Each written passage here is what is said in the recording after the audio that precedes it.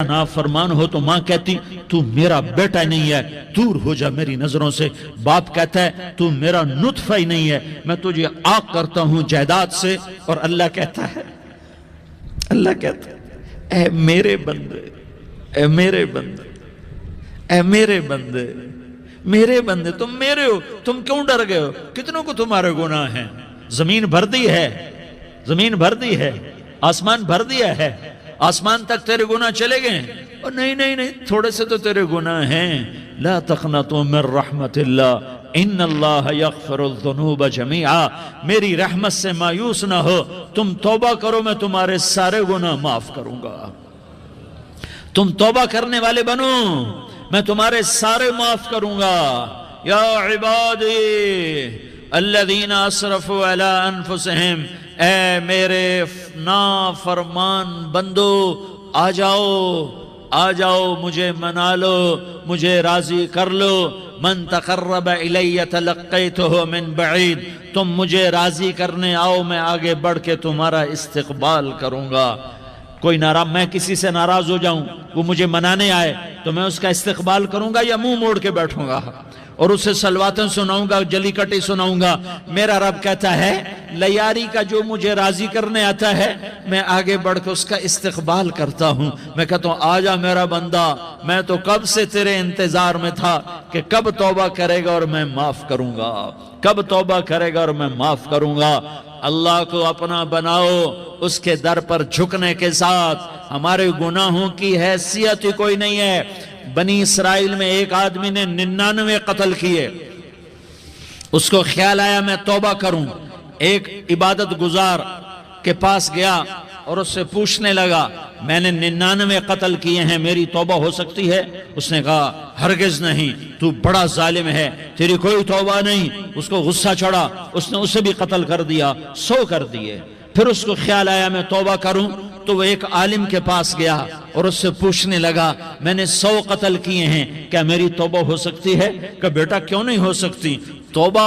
ہائے ہائے ہائے ہائے ہائے۔ میرا رب ایک مثال دیتا ہے، کہتا میرا بندہ تو اتنے گناہ کر کہ زمین کو بھر دے، اس خلا کو بھر دے، چاند تاروں ستاروں کو بھر دے، اتنے گناہ کر کہ آسمان کی چھت کو لگا دے، زمین سے اٹھا اور آسمان کی چھت کو لگا دے۔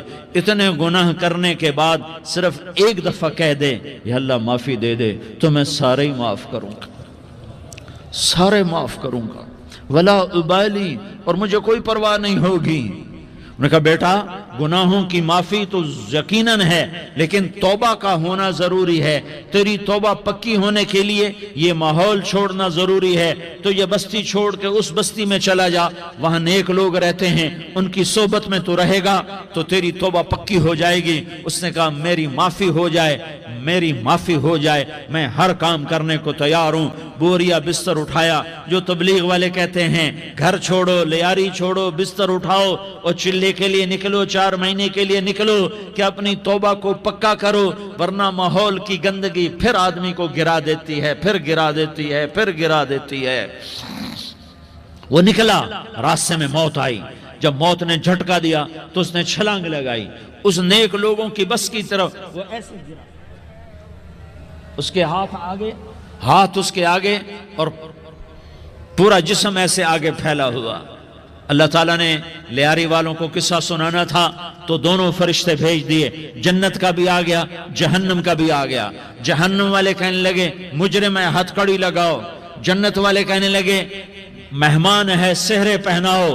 جہنم والے کہنے لگے توبہ ادھوری ہے، ابھی توبہ پکی نہیں ہے، ابھی نیک لوگوں کے شہر کو پہنچا ہی نہیں ہے کہ موت آ گئی۔ اور جنت کے کہنے لگے نہیں، توبہ ارادے سے ہو جاتی ہے، ارادہ کر لیا توبہ ہو گئی، ہمارا مہمان ہے۔ اللہ نے تیسرا فرشتہ بھیجا، جاؤ فیصلہ کرو۔ کیا فیصلہ کرو؟ وہ یہاں مرا پڑا ہے، یہ اس کی بستی ہے، یہ نیک لوگوں کی بستی ہے، وہ یہاں مرا پڑا تھا۔ اللہ تعالیٰ نے کہا فیصلہ کیا کرتا ہوں کہ یہ فاصلہ ناپو، اگر گھر کے قریب ہے تو دوزخ والے لے جاؤ، اگر نیک لوگوں کی بستی کے قریب ہے تو جنت والے لے جاؤ، یہ میرا فیصلہ ہے۔ ہائے ہائے واہ میرا رب، میں تیرے قربان، ہوا کیا تھا، وہ گھر کے قریب تھا اور نیک لوگوں کی بستی سے دور تھا۔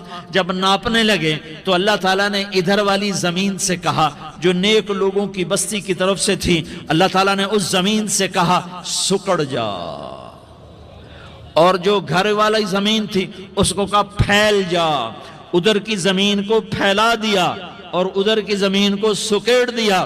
جب ناپا گیا تو وہ نیک لوگوں کی بستی کے قریب ہوا، اللہ نے کہا لے جاؤ جنت میں، ہم نے معاف کر دیا۔ اور یہ تو بنو